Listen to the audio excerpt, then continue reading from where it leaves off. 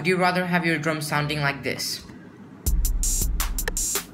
Or them sounding like this? Well, actually, there's nothing. That's what we're going to be doing in this video. Welcome back to the channel. My name is Nakul from Nakul Beats, and in today's video, I'm going to be showing you how to get some hard-hitting drums in GarageBand iOS. Let's get into making the drums now. So the first thing that we need to do is get some groove in with the hi-hats. So a simple two-step pattern, but we'll alter it later on. I want to start off with the hi-hats because that's what gives the rhythm and groove of the beat. And I don't want this to be no simple two-step hi-hat pattern. I want this to be some complex stuttering and everything happening in there. So space after the first three hi-hats, but I want to roll when the clap hits. So I'm going to put a roll in here. So I rolled it down and I want a little bit of syncopation in there. So just something like this. I want to take this out. So I made a roll over there, so this is the hi-hat pattern so far, with the metronome on. So basically I'm just gonna copy this over what we've got so far. I'm gonna alter a little bit just for the next two bars to make a little bit of a difference. Just a little triplet over here, just to give it a little bit of bounce. So this is a hi-hat pattern, this is just a hi-hat pattern, wait for the drums, I'm pretty sure it's gonna be fire. I just put it to 4 bars because I don't want it to be too long. So now let's just put in a clap. The sound selection in this is very important, so we've got to pick the right sounds for everything. So before I pick the clap, I'm gonna tell you how to get these claps in and all the sounds that I have real quick. So the way I get these sounds is I download drum kits off of the internet. So for example, if you just search up a free drum kit, this is gonna pop up. So this is drum site called freedrumkit.org. It has quite a few drum sounds. If you just download it, it's gonna go under the files app in the download section. So over here. So I've already got quite a few drum kits over here. So if you want to get them into GarageBand, I'm gonna tell you how to do. You can't copy in the files, that's not gonna work. You have to select everything not individually, just go select all. Go more, copy. Once you copy it, you can go to on my iPad, GarageBand file transfer, and now you can paste it onto here.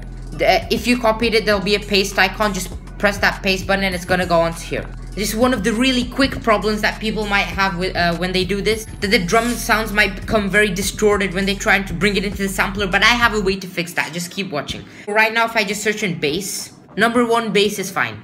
Number 3 bass is fine. Number 5 bass is fine. But if we go to number 2 bass, it's gonna say that it has a 32-bit format, which is not compatible with GarageBand. For example, if I drag it into here, to the sampler, it's gonna come up as a big distorted sound. I'm just gonna reduce the volume. It just becomes a very distorted sound. So one of you asked this as a question in my previous video, why your sound is distorted. It's likely that your sound is not compatible with GarageBand. So you have to just pick a different sound or just convert it to an MP3. You can just convert it onto MP3 format and that'll work in GarageBand. Continuing with the beat, we need a kick pattern to complement this hi-hat. So let's search up a kick, rack kick number 3. Let's copy that in. Well, right now it's not hitting that hard, but the way to make your rack kicks hit, solo the track out, go to mixer icon, plugins and EQ, just distort it a very little bit. Go distortion, just add a little bit of distortion. I'm going to pull the tone down to about 300. And now look up how much harder it hits compared to. There has different feels, but I personally prefer it distorted. Actually, I'm gonna make an 808 pattern real quick because I like to do my 808s first and then the kick. Very simple 808 pattern. A little slide up. I don't want everything to be in the root note of C, otherwise it's just boring. So I just pitched it up to the C minor chord for so like the E flat and G. So now I'm gonna put the kick pattern to complement this. If there's not been a kick playing for a long time, then I just like to put this kick roll in there. It sounds like this. I'll put it with the metronome on. And also I like to leave the 808 rolls or where the 808s are sliding down or something alone, because I want that to be prominent in the mix. So I'm gonna leave this over here and paste it over here. Paste the kick. I'm just gonna EQ the kick a little bit. So now just to add a little bit of groove to the beat, I'm gonna add in a clap. I'm gonna drag in clap 3. So put it every 3 beats. So the third beat in GarageBand would be this area over here. Let's copy it there and copy everything into the next section. I quite like this right now. I like the groove of where it's going. Now I'm gonna add an open hat just to hit before the hi-hat comes in. I'm just gonna take this open hat too. It's quite long, so I'm just gonna stretch it down a bit. And I want it to stop when the clap plays. So if I stretch it out, this is what it would sound like. The clap doesn't really have that prominence, but if I reduce it down, the clap somehow just hits even harder. So I'm gonna copy that into the next section.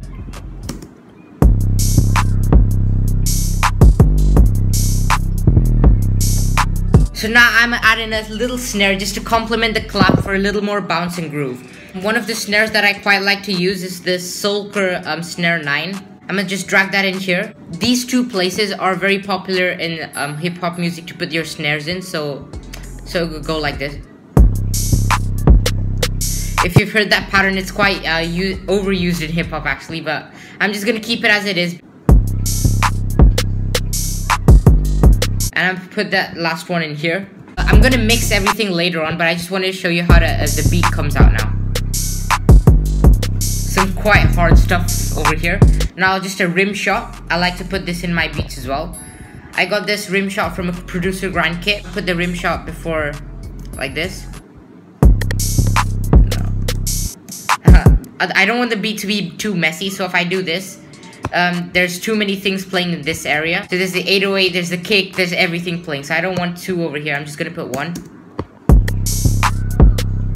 Another place I like to put my rim shots is over here. Yeah, that I quite like the sound of that, so I'm just gonna copy that into the next area.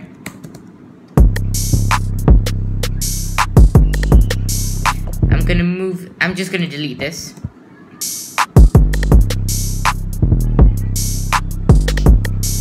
I quite like that so far. And another thing I'm gonna add in my beat is a high pitched frequency snare, because if you hear right now, everything is very low in the low end.